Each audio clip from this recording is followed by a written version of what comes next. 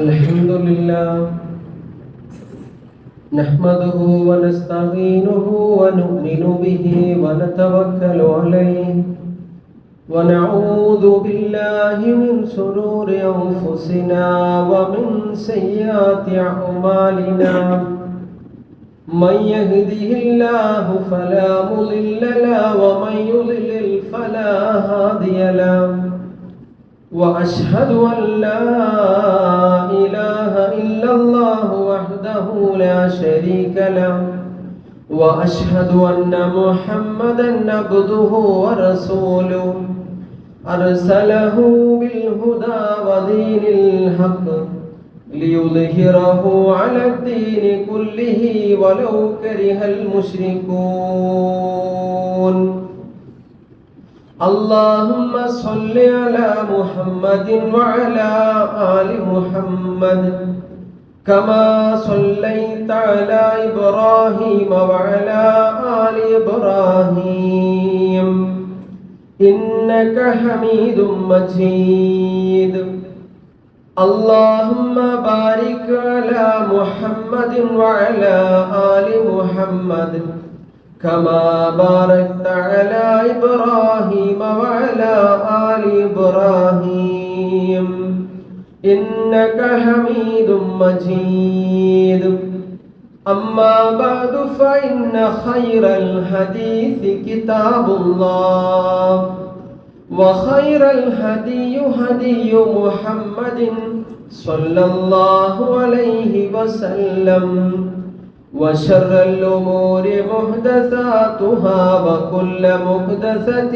بدعة وكل بدعة ضلالة وكل ضلالة في النار أيها الإخوان والأخوات أوصيكم وإياي أولا بتقوى الله أعوذ بالله من الشيطان الرجيم بسم الله الرحمن الرحيم يا أيها الذين آمنوا اتقوا الله حق تقاته ولا تموتن إلا وأنتم مسلمون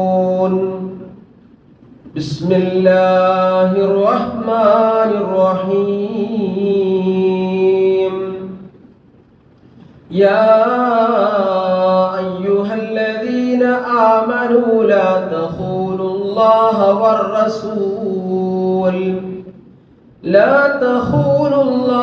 والرسول وتخونوا أماناتكم وأنتم تعلمون اللهم رب اشرح لي صدري ويسر لي أمري واحلل عقدة من لساني يفقهوا قولي സ്നേഹ ബഹുമാനമുള്ള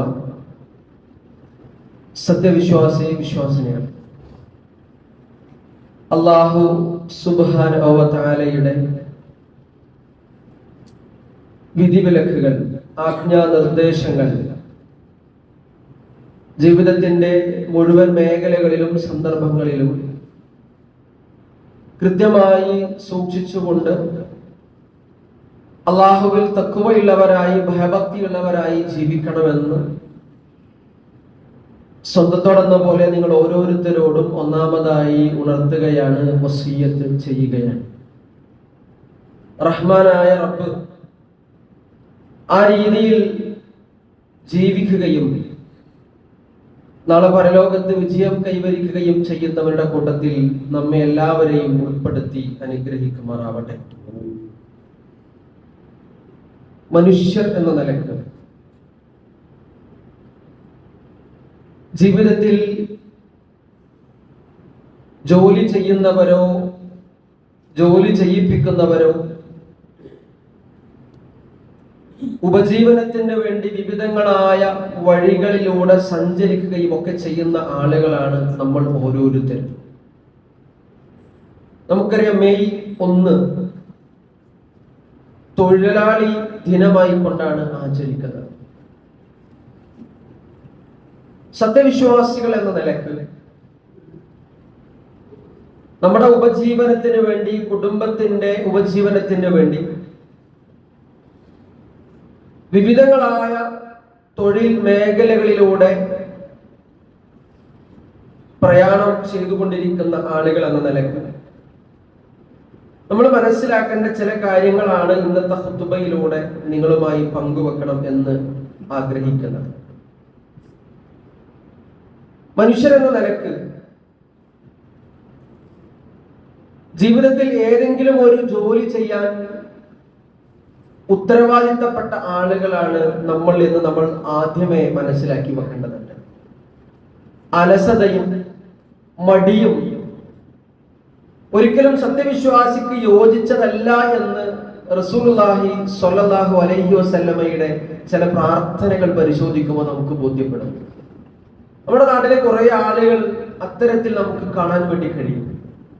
ആരോഗ്യവും കഴിവും സമയവും ഒക്കെ ഉണ്ടായിട്ട് പോലും ജോലി ചെയ്യാൻ മടി കാണിക്കുകയും അതിന് മറ്റു പല വഴികളും അന്വേഷിച്ച് മറ്റു പലരുടെയും മുന്നിൽ കൈകൾ നീട്ടി ഒരർത്ഥത്തിൽ ഭിക്ഷയാചിച്ചൊക്കെ ജീവിക്കുന്നത് പോലെ ജീവിക്കുന്ന ആളുകളെ നമുക്ക് നമ്മുടെ നാട്ടിൽ കാണാൻ വേണ്ടി കഴിയും.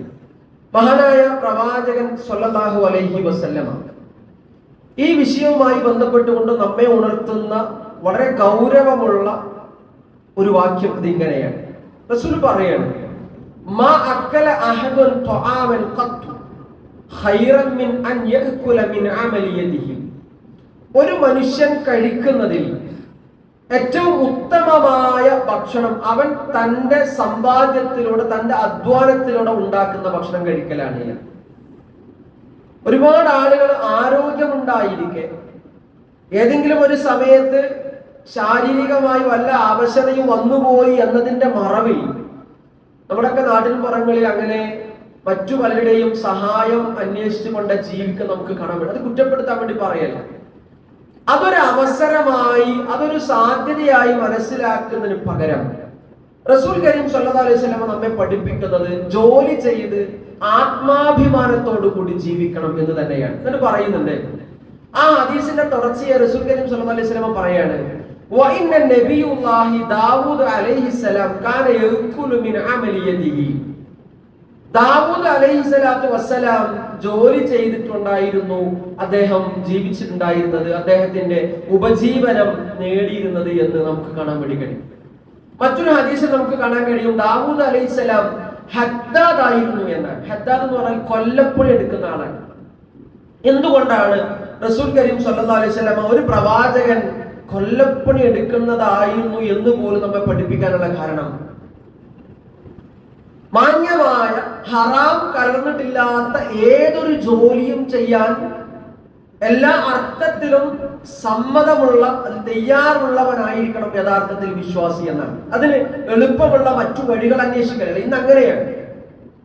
ആരെയെങ്കിലുമൊക്കെ പറ്റിച്ച് ഏതെങ്കിലുമൊക്കെ മാർഗത്തിലൂടെ എളുപ്പം പണം സമ്പാദിക്കാൻ എന്തുണ്ട് വഴി എന്നാണ് ഇന്നത്തെ കാലഘട്ടത്തിൽ ആലോചിച്ചുകൊണ്ടിരിക്കുന്നത്. നമുക്ക് ഒരുപാട് സമാന കാലഘട്ടത്തിൽ ഒരുപാട് ഉദാഹരണങ്ങൾ നമുക്ക് കാണാൻ വേണ്ടി പറ്റും. നിക്ഷേപങ്ങളിലൂടെയും അതുപോലെയുള്ള മറ്റു തട്ടിപ്പൊളിയിലൂടെ ഒക്കെ മറ്റുള്ള ആളുകളെ ചൂഷണം ചെയ്യാൻ ശ്രമിക്കുന്ന ഒരു കാലഘട്ടത്തിലാണ് റസൂൽ കരീം സ്വല്ലല്ലാഹു അലൈഹി വസല്ലം ഇങ്ങനെ നമ്മളോട് പഠിപ്പിക്കുന്നത്. ഒരു മനുഷ്യൻ കഴിക്കുന്നതിൽ ഏറ്റവും നല്ല ഭക്ഷണം അവൻ തന്റെ അധ്വാനത്തിലൂടെ സമ്പാദിക്കുന്നതാണെന്ന് പറയാൻ റസൂൽ കരീം സ്വല്ലല്ലാഹു അലൈഹി വസല്ലമയുടെ സദസ്സിലേക്ക് ഒരു സഹാബി യാചിച്ചുകൊണ്ട് എനിക്ക് വല്ലതും തരണം എന്ന് പറഞ്ഞുകൊണ്ട് വരുന്ന ഒരു ചരിത്രം നമുക്കറിയാം. റസൂൽ കരീം സ്വല്ലല്ലാഹു അലൈഹി വസല്ലം ആ മനുഷ്യന് മഴു എടുത്തു കൊടുത്തിട്ട് കാട്ടിൽ ചെന്നുകൊണ്ട് വിറക് ശേഖരിച്ചുകൊണ്ട് അത് വിറ്റുകൊണ്ട് നീ മാന്യമായി ജീവിക്കണമെന്ന് റസൂൽ കരീം സ്വല്ലല്ലാഹു അലൈഹി വസല്ലം പഠിപ്പിച്ചു കൊടുക്കാൻ. പല പ്രവാചകന്മാരെ നമ്മൾ പരിശോധിച്ചു നോക്കും. ആദം നബി അലൈഹി സ്വലാത്തു വസ്സലാം കർഷകനായിരുന്നു എന്നാണ്. നൂഹ് നബി അലൈഹി സ്വലാത്തു വസ്സലാം ആശാരിപ്പണി എടുത്ത ആളായിരുന്നു. ഇദ്രീസ് നബി അലൈഹി സ്വലാത്തു വസ്സലാം തുന്നൽ ജോലി ചെയ്ത മനുഷ്യനായിരുന്നു. മൂസ നബി അലൈഹി സ്വലാത്തു വസ്സലാം ആട്ടിടയായിരുന്നു. സക്കരിയ നബി അലൈഹി സ്വലാത്തു വസ്സലാം ആശാരിയായിരുന്നു. നേരത്തെ പറഞ്ഞു ദാവൂദ് നബി അലൈഹി സ്വലാത്തു വസ്സലാം കൊല്ലന്റെ പണിയെടുത്തയാളാണ്. വിശുദ്ധ ഖുർആൻ സൂറത്തു ത്വാഹയില് മൂസാ നബി അലൈഹി സ്വലാത്തു വസ്സലാമയും അള്ളാഹും തമ്മിലുള്ള സംഭാഷണത്തിന്റെ പശ്ചാത്തലം പറയുന്നുണ്ട്.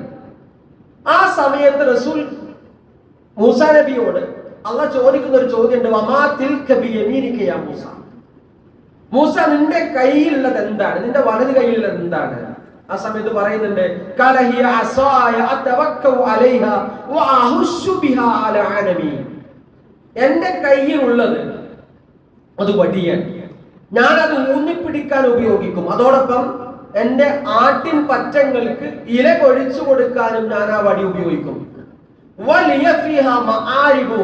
ഇതിൽ എനിക്ക് വേറെയും ചില ആവശ്യങ്ങളൊക്കെ ഉണ്ട്.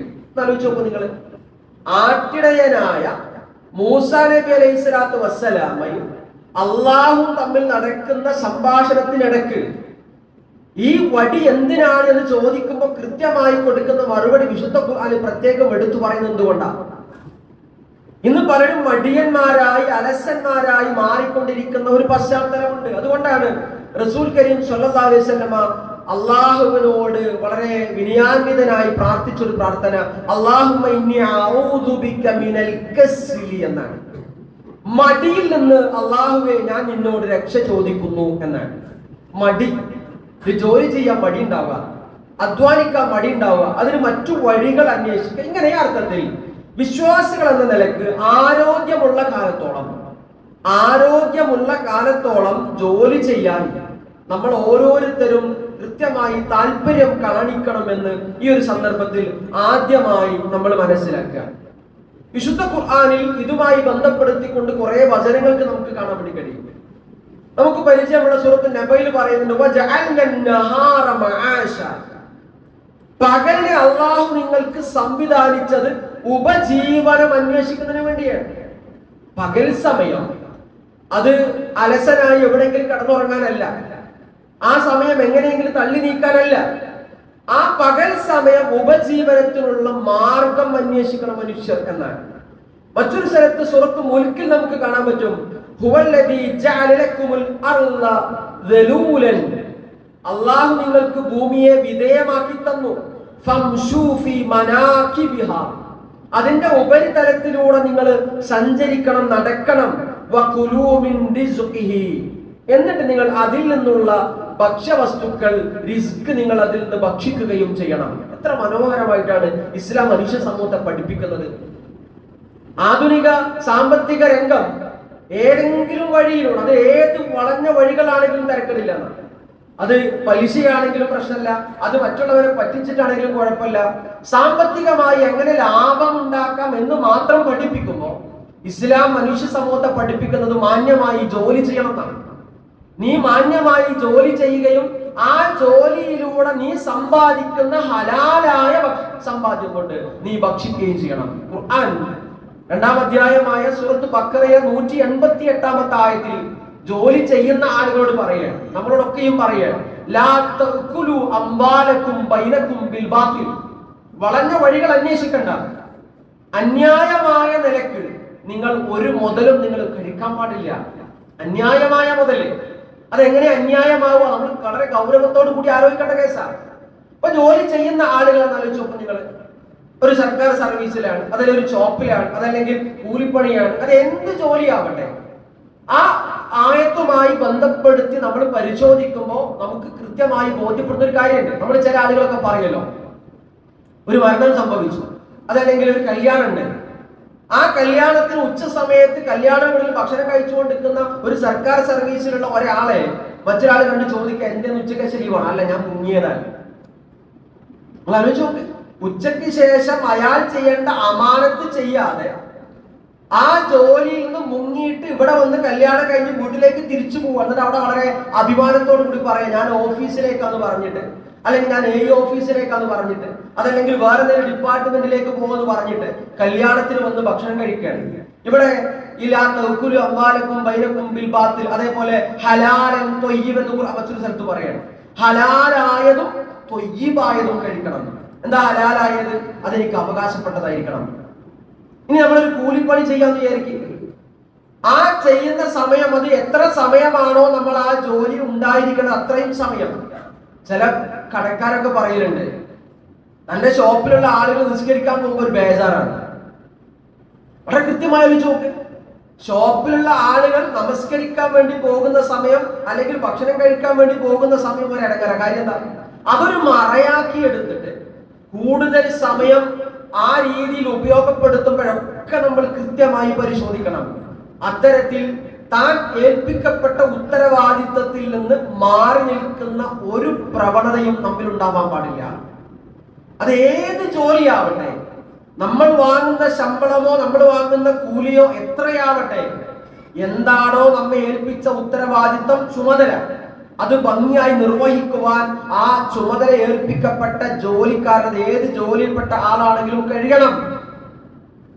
ഏത് ജോലിയും നമുക്ക് ചെയ്യാം, അതിന്റെ മാർഗം കൃത്യമായിരിക്കണം. കൈക്കൂലി വാങ്ങി കഴിഞ്ഞ ദിവസം നമ്മൾ കണ്ടു, തന്റെ മുന്നിലേക്ക് കടന്നു വരുന്ന ആളുകളെ, തന്റെ മുന്നിലേക്ക് കടന്നു വരുന്ന പാവങ്ങളായ ആളുകളെ പലതും പറഞ്ഞ് പറ്റിച്ച് കൈക്കൂലി വാങ്ങുക. ഇത് ഏത് അക്കൗണ്ടിലാണ് കൊള്ളിക്കുക?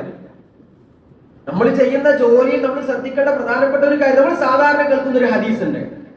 ആ ഹദീസിൽ ഒരു മനുഷ്യൻ നാളെ പരലോകത്ത് 4 കാര്യങ്ങൾ അള്ളാന്റെ മുമ്പിൽ ബോധ്യപ്പെടുത്തിയിട്ടില്ലാതെ ഒരു കാൽപാദം പോലും മുന്നോട്ട് വെക്കാൻ കഴിയില്ല എന്ന് പറഞ്ഞിട്ടുണ്ട്. അതിൽ സമ്പത്തിനെ കുറിച്ച് പറയുമ്പോൾ 2 ചോദ്യം ഉണ്ട്. എവിടെ നിന്നാണ് സമ്പാദിച്ചത്, എങ്ങനെയാണ് ചെലവഴിച്ചത്? ഞാൻ കൈക്കൂലി വാങ്ങിയതാണ് പടച്ചോനെ, ഞാൻ കമ്മീഷൻ പറ്റിയതാണ്, അപ്പൊ മറ്റുള്ള ആളുകൾ അറിയാതെ. അപ്പൊ നമ്മുടെ നാട്ടിലൊക്കെ നടക്കുന്ന വേറെ ചില പരിപാടിയുണ്ട്. പല സ്ഥലങ്ങളിലേക്കും തൊഴിലാളികളായ ആളുകളെ പറഞ്ഞയക്കും. ഒരു റിസ്ക് ഉണ്ടാവില്ല ഇയാൾക്ക്. ഒരു മേശരിയാണെങ്കിൽ ആ രൂപത്തിലല്ല ഞാൻ പറഞ്ഞത്. വെറുതെ ഒരാളെ പറഞ്ഞയച്ചിട്ട് 10 ആളെ പറഞ്ഞയച്ചിട്ട് ഓരോ ജോലിക്കാരിൽ നിന്നും 50 രൂപ വീതം വെച്ചിട്ട് ഇങ്ങോട്ട് കമ്മീഷൻ കൈപ്പറ്റാം. എത്ര പ്രയാസകരമായ സാഹചര്യമാണ്. ഇസ്ലാം കൃത്യമായിട്ട് പഠിപ്പിച്ചു, നിങ്ങളിലേക്ക് കടന്നു വരുന്ന പണം അത് ഹലാലായിരിക്കണം, അത് ത്വയ്യിബായിരിക്കണം. അതേ അർത്ഥത്തിൽ തന്നെ നമ്മൾ ചെയ്യുന്ന ജോലിയോടുള്ള അമാനത്ത്, വിശ്വസ്തത, കൂറ്, അത് കൃത്യമായി പുലർത്താൻ കഴിയണം. അപ്പൊ അധ്യാപകനാണെന്ന് വിചാരിക്കും, അധ്യാപകനാണെങ്കിൽ അധ്യാപകന്റെ മുന്നിലേക്ക് കടന്നു വരുന്ന കുട്ടികൾക്ക് കൃത്യമായി ആ സമയത്ത് പഠിപ്പിച്ചു കൊടുക്കേണ്ട പാഠങ്ങൾ പഠിപ്പിച്ചു കൊടുക്കണ്ടേ, പാഠഭാഗങ്ങൾ പഠിപ്പിച്ചു കൊടുക്കണ്ടേ? അങ്ങനെ ഏത് മേഖലയിലാണോ നമ്മൾ പ്രവർത്തിച്ചു കൊണ്ടിരിക്കുന്നത്, ജോലി ചെയ്തുകൊണ്ടിരിക്കുന്നത്, അവിടെയൊക്കെയും വിശ്വാസി എന്ന നിലക്ക് നമ്മൾ മറ്റുള്ള ആളുകളിൽ നിന്നും വേറിട്ട് നിൽക്കുന്നവനായിരിക്കണം. ആളുകൾക്ക് അറിയാം അത്. ആ അധ്യാപകന്റെ ക്ലാസ്സിൽ അല്ലെങ്കിൽ അദ്ദേഹത്തിന്റെ മുന്നിൽ ഇപ്പൊ ചില ആളുകളൊക്കെ, ഇപ്പൊ കഴിഞ്ഞ ദിവസം സുഹൃത്ത് പറഞ്ഞത് ഓർമ്മ വരികയാണ്, ചില ഡിപ്പാർട്ട്മെന്റിൽ നിന്ന് മറ്റു ചില ഡിപ്പാർട്ട്മെന്റിലേക്ക് ട്രാൻസ്ഫർ വാങ്ങി പോകാൻ വലിയ ആവേശം, അവിടെ ജോലിയില്ല. ചില ആളുകൾ നേരെ തിരിച്ചിട്ട് ചെയ്യുന്ന സമയം കുറച്ച കാലേ ഉള്ളൂ, അവിടെ ജനങ്ങൾക്ക് ഉപകാരം ചെയ്യാൻ പറ്റുന്ന സർവീസ് എനിക്ക് ചെയ്യണം എന്ന് പറഞ്ഞ് മാറുന്ന ആളുകളും ഇവിടെ ഏതിലായിരിക്കണം നമ്മൾ ഉണ്ടാവണം എന്ന് പരിശോധിക്കണം. അപ്പൊ ഞാൻ പറഞ്ഞത്, മാന്യമായ ഏത് ജോലിയും നമ്മൾ ചെയ്യാം.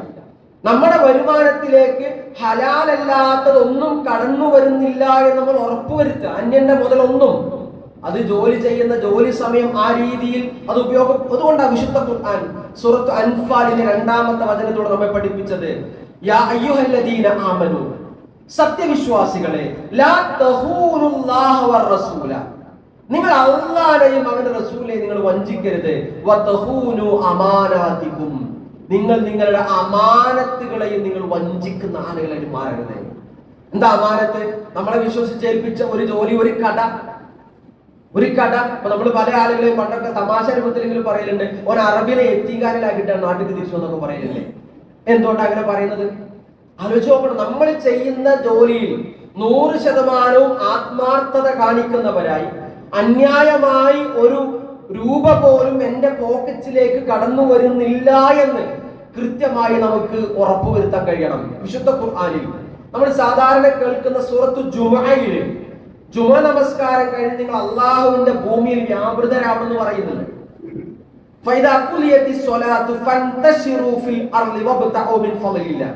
നമസ്കാരം കഴിഞ്ഞാൽ, ജുമ നമസ്കാരം കഴിഞ്ഞാൽ പിന്നെ അള്ളാഹുവിന്റെ പള്ളിയിൽ നിന്ന് ഉപജീവനം അന്വേഷിച്ചുകൊണ്ട് നിങ്ങൾക്ക് പോകാം. അവിടെ ഖുർആൻ പറഞ്ഞ മനോഹരമായ ഒരു വാക്യം എന്താണെന്നറിയോ? അവിടെ നിങ്ങൾ കൂടുതലായി അള്ളാഹുവിനെ ഓർക്കണം. പള്ളിയിൽ നിന്നൊക്കെ കേൾക്കുമ്പോൾ അള്ളാഹിനെ കുറിച്ച് ഓർമ്മ ഉണ്ടാവും. ഞാനിത് പറയുമ്പോൾ, ഞാനിത് നമ്മൾ കേട്ടുകൊണ്ടിരിക്കുമ്പോ അങ്ങനെയാവണം ഇങ്ങനെയാവണം എന്നൊക്കെ ഉണ്ടാവും.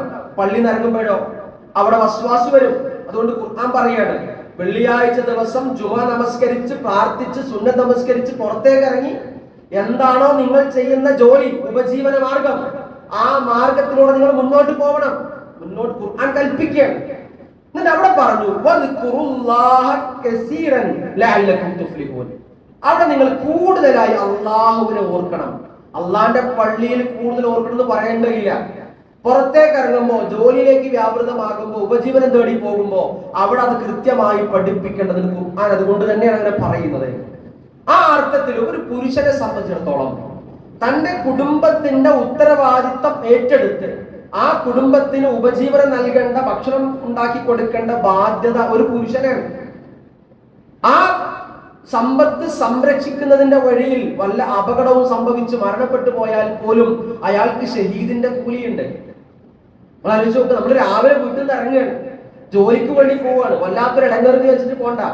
നമ്മൾ ചെയ്തുകൊണ്ടിരിക്കുന്ന ഓരോ പ്രവർത്തനങ്ങൾക്കും, എത്ര പ്രയാസമുള്ള ജോലിയാവട്ടെ, എത്ര എളുപ്പമുള്ള ജോലിയാവട്ടെ, ആ ചെയ്യുന്ന സമയം നമ്മുടെ നെയ്യത്തുകൾ കൃത്യമാണെങ്കിൽ, എന്റെ കുടുംബത്തിന് വേണ്ടി, അള്ളാഹ് എന്നെ ഏൽപ്പിച്ചത് എന്റെ കുടുംബത്തെ, അവർക്ക് വേണ്ടിയാണ് ഞാൻ ഈ പോണത്. അള്ളാഹുവെ എന്റെ വഴികൾ എളുപ്പാക്കി തരണേ, എന്റെ ജോലി എളുപ്പാക്കി തരണേ, പ്രയാസം കൂടാതെ തിരിച്ചു വരാൻ അള്ളാഹുവെ എനിക്ക് തൗഫീക്ക് നൽകണേ എന്ന് പ്രാർത്ഥിച്ചിറങ്ങി പോകുമ്പോ അയാൾ തിരിച്ചു വരുന്നത് വരെ ഒരു പുണ്യകർമ്മം ചെയ്തുകൊണ്ടിരിക്കുകയാണ്.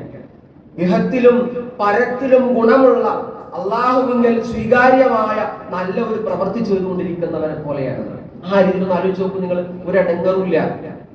ഇസ്ലാം ആ രീതിയിൽ നമ്മൾ പഠിപ്പിച്ചത്. അങ്ങനെ ആവണം. നമ്മള് എല്ലാ മേഖലയിലും പ്രവർത്തിച്ചുകൊണ്ടിരിക്കുന്ന, ഇടപെട്ടുകൊണ്ടിരിക്കുന്ന എല്ലാ മേഖലയിലും ഒരു തികഞ്ഞ മുസ്ലിമായി. നമ്മള് ഒരുപാട് ആളുകൾക്കിടയിലെ ജീവിക്കുന്നത്. ആ ആളുകൾക്ക് നമ്മിൽ നിന്ന് ഇസ്ലാമിനെ വായിച്ചറിയാൻ കൃത്യമായിട്ട് കഴിയണം. അയാൾ കൈക്കൂലി വാങ്ങില്ല.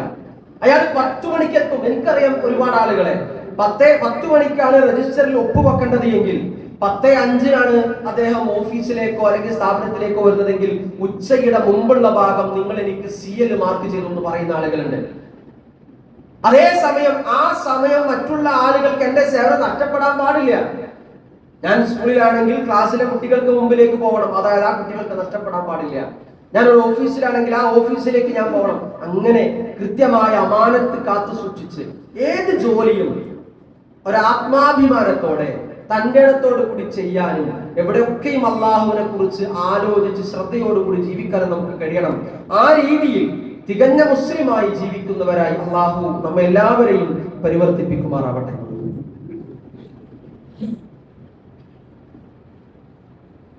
അൽഹംദുലില്ലാഹ് അൽഹംദുലില്ലാഹി റബ്ബിൽ ആലമീൻ വസ്സലാത്തു വസ്സലാമു അലാ റസൂലില്ലാഹ് വഅലാ ആലിഹി വസഹ്ബിഹി അജ്മഈൻ. അമ്മാ ബഅദ്.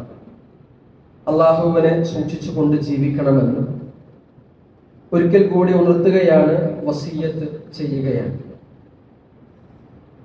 ചില ആളുകൾ ചോദിച്ച ഒരു ചോദ്യം ഉണ്ടായിരുന്നു. നമുക്കറിയാം, മഗ്രിബ് നമസ്കാരത്തിന് മുമ്പ് 2 റക്അത്ത് സുന്നത്ത് നമസ്കാരം, അത് ഏത് രീതിയിലാണ്, എങ്ങനെയാണ്, എല്ലാ സമയത്തും അത് നിർവഹിക്കേണ്ടതുണ്ടോ എന്നുള്ള ഒരു സംശയം. നമുക്കറിയാം, ഇസ്ലാം പഠിപ്പിച്ച റവാത്തിബ് സുന്നത്തുകൾ, അത് നിരന്തരമായി സ്ഥിരമായി നമ്മൾ ജീവിതത്തിന്റെ ഭാഗമാക്കേണ്ട സുന്നത്തുകളാണ്. അതിലപ്പുറം മഗ്രിബ് നമസ്കാരത്തിന്റെ മുമ്പ് 2 റക്അത്ത് റസൂലുള്ളാഹി സ്വല്ലല്ലാഹു അലൈഹി വസല്ലം അതിനെക്കുറിച്ച് പറഞ്ഞത് ഇങ്ങനെയാണ്: സൊല്ലു ഖബ്ല സ്വലാത്തിൽ മഗ്രിബ് റക്അത്തൈൻ. നിങ്ങൾ മഗ്രിബ് നമസ്കാരത്തിന് മുമ്പ് 2 റക്അത്ത് നമസ്കരിക്കുക. അത് റസൂൽ കൊണ്ട് പറഞ്ഞു, സൊല്ലു ഖബ്ലൽ മഗ്രിബി റക്അത്തൈൻ ലിമൻ ശാഅ. നിങ്ങൾ മഗ്രിബ് നമസ്കാരത്തിന് മുമ്പ് ഉദ്ദേശിക്കുന്ന ആളുകൾ 2 റക്അത്ത് നമസ്കരിക്കുക.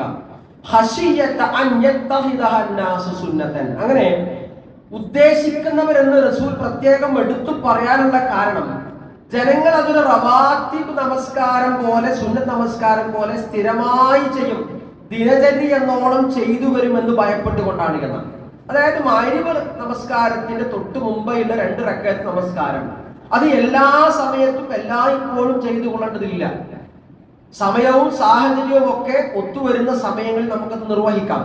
അത് മറ്റു റവാത്തിബുകൾ പോലെ ഒരിക്കലും ഉപേക്ഷ വരുത്താത്ത വിധം ചെയ്യേണ്ടതല്ല. അപ്പൊ നമുക്കറിയാം റസൂലുള്ളാഹി സ്വല്ലല്ലാഹു അലൈഹി വസല്ലം പഠിപ്പിച്ചിട്ടുണ്ട് സുബഹിയുടെ മുമ്പുള്ള 2 റക്അത്ത് യാത്രകളിൽ പോലും റസൂൽ ഒരിക്കലും മുടക്കം വരുത്തിയിട്ടില്ലാത്ത സുന്നത്താണ്.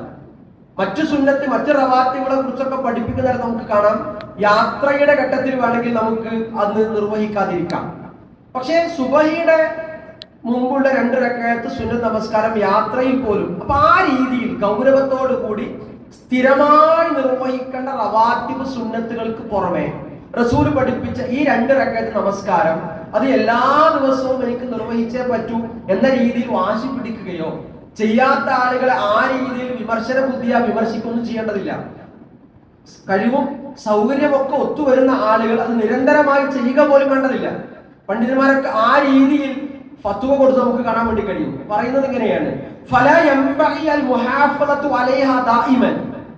ഇബ്നു ഉസൈമീനെ പോലെയുള്ള ആധുനിക പണ്ഡിതന്മാർ കൊടുക്കുന്ന മറുപടി ഫത്വയാണ്. ഫലാ യംബഗി അൽ മുഹാഫളതു അലൈഹാ ദായിമൻ. അതിന് എല്ലാ സമയത്തും അതിനങ്ങനെ നിർവഹിച്ചു വരേണ്ട ആവശ്യമില്ല. എന്നിട്ട് വിശദീകരിക്കുന്നുണ്ട്, ലിഅന്നഹു ലൗ ഹാഫള അലൈഹാ ലകാനത് റാത്തിബ. അങ്ങനെ എല്ലാ സമയത്തും കൃത്യമായി അങ്ങനെ നിർവഹിച്ചു പോരുമ്പോ അത് റവാത്തിബായ സുന്നത്ത് പോലെയായിട്ട് മാറും. മനസ്സിലായോ? റവാത്തിബായ സുന്നത്ത് ഉപേക്ഷ വരുത്താത്ത വിധം എന്ന രീതിയിൽ തന്നെ മുന്നോട്ട് പോകേണ്ടതാണ്. ഇത് ആ രീതിയിൽ ഒരിക്കലും എല്ലാ സമയത്തും നിർവഹിക്കുന്ന ഒരു അവസ്ഥ വന്നാൽ അത് റവാത്തിബായ സുന്നത്ത് പോലെയായിട്ട് മാറും. ബിഖിലാഫി റക്അത്തൈനി ബഅദൽ മഗ്രിബി. മഗ്രിബിന് ശേഷമുള്ള 2 റക്അത്ത് അത് റവാത്തിബ് സുന്നത്താണ്. അതിന് വിരുദ്ധമായി മഗ്രിബിന് മുമ്പുള്ള 2 റക്അത്ത് എല്ലാ സമയത്തും എല്ലാ സന്ദർഭത്തിലും നിർവഹിക്കേണ്ടതില്ല. എന്നിട്ട് പറയാണ് ഫൈനഹാ റാത്തിബത്തുൻ. മഗ്രിബിന് ശേഷമുള്ളത് റവാത്തിബായ സുന്നത്താണ്. തസുന്നു അൽ മുഹാഫളത അലൈഹാ ഇല്ലാ ഫി സഫർ. യാത്രയിലല്ലാത്ത എല്ലാ വേളയിലും അത് ദിനചര്യ എന്നോണം നമ്മൾ നിർവഹിക്കണം. അതിനാണ് സുന്നത്ത് എന്ന് പറയുന്നത്. റസൂലുള്ളാഹിയുടെ ചര്യ എന്നതിനപ്പുറം ദിനചര്യ എന്ന നിലയ്ക്ക് നിത്യജീവിതത്തിൽ എല്ലായ്പ്പോഴും നമ്മൾ അതിന്റെ സമയവും സന്ദർഭവും വരുമ്പോൾ കൃത്യമായി ശീലിച്ചു പോരേണ്ട ഒന്ന്, അതിനാണ് ഈ സുന്നത്ത് എന്ന പദപ്രയോഗം നടത്തുക. അപ്പൊ ആ രീതിയിൽ അങ്ങനെ ദിനചര്യ എന്നോണം കൊണ്ടുപോവേണ്ട ഒരു സുന്നത്തല്ല മഗ്രിബ് നമസ്കാരത്തിന് മുമ്പുള്ള സുന്നത്ത് നമസ്കാരം. നമുക്ക് കഴിയുന്ന സമയത്ത് നിർവഹിക്കാം. ആ രീതിയിൽ നമ്മൾ അതിനെ മനസ്സിലാക്കണം. അള്ളാഹു നമ്മെ എല്ലാവരെയും അനുഗ്രഹിക്കുമാറാവട്ടെ. നമ്മൾ പഠിച്ചതും മനസ്സിലാക്കിയതുമായ മുഴുവൻ കാര്യങ്ങൾ വിശാലമായ മനസ്സോടുകൂടി സ്വീകരിക്കുവാനും അത് ജീവിതത്തിൽ പ്രാവർത്തികമാക്കുവാനുമുള്ള വിശാലമായ മനസ്സും ഈമാനും അള്ളാഹു നമുക്ക് പ്രദാനം ചെയ്യുമാറാവട്ടെ. നമ്മുടെ ഇടയിൽ നിന്ന് മരണപ്പെട്ടു പോയ കുറെ ആളുകളുണ്ട്. അള്ളാഹു അവർക്കൊക്കെയും മഗ്ഫിറത്തും മർഹമത്തും പ്രദാനം ചെയ്യുമാറാവട്ടെ. അവരുടെ കൂട്ടത്തിൽ നമ്മുടെ പ്രിയപ്പെട്ട മാതാക്കളുണ്ട്, മക്കളുണ്ട്, സഹോദരങ്ങളുണ്ട്, ഇണകളുണ്ട്. നമുക്ക് ഏറ്റവും പ്രിയപ്പെട്ട ഒരുപാട് ആളുകളുണ്ട്. അള്ളാഹുവേ, അവർക്കൊക്കെയും നീ മഗ്ഫിറത്തും മർഹമത്തും പ്രദാനം ചെയ്യണ റഹ്മാനെ. അവരുടെ ബർസഖിയായ ജീവിതം നീ ഏറ്റവും സന്തോഷപ്രദമാക്കി കൊടുക്കണ റഹ്മാനെ. അള്ളാഹുവേ, അവരെയും ഞങ്ങളെയും നാളെ നിന്റെ ജന്നാത്തുൽ ഫിർദൗസിൽ ഒരുമിച്ച് കൂട്ടി അനുഗ്രഹിക്കണ റഹ്മാനെ. അള്ളാഹുവേ, ഞങ്ങളുടെ കൂട്ടത്തിൽ രോഗം കൊണ്ട് പ്രയാസപ്പെടുന്ന ഒരുപാട് ആളുകളുണ്ട്. കൂട്ടത്തിൽ ഞങ്ങളുടെ ഉമ്മമാരും ഉപ്പമാരും സഹോദരങ്ങളും ഇണകളും അങ്ങനെ ഞങ്ങൾക്ക് പ്രിയപ്പെട്ട ഒരുപാട് ആളുകളുണ്ട്. റബ്ബേ, അവരുടെ പ്രയാസങ്ങൾ ഏറ്റവും കൂടുതൽ അറിയുന്നവൻ അല്ലാഹുവേ നീ മാത്രമാണ്. അതിന് പരിഹാരം നൽകാൻ കഴിയുന്നവനും അല്ലാഹുവേ നീ മാത്രമാണ്. അല്ലാഹുവേ, ഞങ്ങളുടെ പ്രിയപ്പെട്ടവരുടെ എല്ലാവരുടെയും അസുഖങ്ങൾക്ക് പരിപൂർണമായ ശിഫ നൽകി നീ അനുഗ്രഹിക്കണ റഹ്മാനെ. അവരനുഭവിക്കുന്ന പ്രയാസങ്ങൾക്കും ബുദ്ധിമുട്ടുകൾക്കും ഒക്കെ പകരമായി അല്ലാഹുവേ നിന്റെ ജന്നാത്തുൽ ഫിർദൗസിൽ അവർക്ക് നീ ഇടം നൽകി അനുഗ്രഹിക്കണ റഹ്മാനെ. അല്ലാഹുവേ, ലോകത്തിന്റെ വിവിധ ഭാഗങ്ങളിൽ മുസ്ലിമാണ് എന്നതിന്റെ പേരിൽ മാത്രം പ്രയാസങ്ങളും ദുരിതങ്ങളും അനുഭവിക്കുന്ന ഒരുപാട് ആളുകളുണ്ട്. റബ്ബേ, അല്ലാഹുവേ, അവർക്കൊക്കെയും നീ സമാധാനപൂർണമായ ജീവിതം പ്രദാനം ചെയ്യണ റഹ്മാനെ. അല്ലാഹുവേ, ഞങ്ങളോട് പ്രാർത്ഥിക്കണേ എന്ന് പറഞ്ഞുകൊണ്ട് ദുആ കൊണ്ട് വസീയത്ത് ചെയ്ത കുറേ സഹോദരന്മാരുണ്ട്. അവരുടെ പ്രയാസങ്ങളെ ദൂരീകരിക്കണ റഹ്മാനെ. അല്ലാഹു അവരുടെ സദുദ്ദേശങ്ങളെ നീ പൂർത്തീകരിച്ചു കൊടുക്കണ റഹ്മാനെ. ഈ പള്ളിയും മദ്രസയും അനുബന്ധമായ മറ്റ് സ്ഥാപനങ്ങളും ഒക്കെയായി പാവപ്പെട്ട ആളുകൾക്കും സമൂഹത്തിനും സമുദായത്തിനും ഒക്കെ വേണ്ടി ഒരുപാട് കഠിനാധ്വാനം ചെയ്യുന്ന ആളുകളുടെ റബ്ബേ, അവർക്കൊക്കെയും അധ്വാനങ്ങൾക്ക് പകരമായി നിന്റെ ജന്നാത്തുൽ ഫിർദൗസിൽ ഇടം നൽകി അനുഗ്രഹിക്കണം റഹ്മാനെ. അവർ ചെയ്യുന്ന എല്ലാ പ്രവർത്തനങ്ങളെയും, ഞങ്ങൾ ചെയ്യുന്ന ഇത്തരത്തിലുള്ള എല്ലാ പ്രവർത്തനങ്ങളെയും അല്ലാഹുവേ നീ ഞങ്ങളിൽ നിന്നും അവരിൽ നിന്നും കബൂൽ ചെയ്ത് അനുഗ്രഹിക്കണം റഹ്മാനെ. അല്ലാഹുമ്മ ഗ്ഫിർ ലിൽ മുഅ്മിനീന വൽ മുഅ്മിനാത്ത് വൽ മുസ്ലിമീന വൽ മുസ്ലിമാത്ത് വൽ അഹ്യാഇ മിൻഹും വൽ അംവാത്ത് ഇന്നക മുജീബുദ് ദഅവാതി വയാ ഖാദിൽ ഹജാത്ത്. اللهم أعز الإسلام والمسلمين وأذل الشرك والمشركين. اللهم أجرنا من النار. اللهم أجرنا من النار. اللهم أجرنا من النار. اللهم يا مقلب القلوب ثبت قلوبنا على دينك. ربنا آتنا في الدنيا حسنة وفي الآخرة حسنة وقنا عذاب النار. آمين آمين برحمتك يا أرحم الراحمين. والحمد لله رب العالمين وسلام على المرسلين.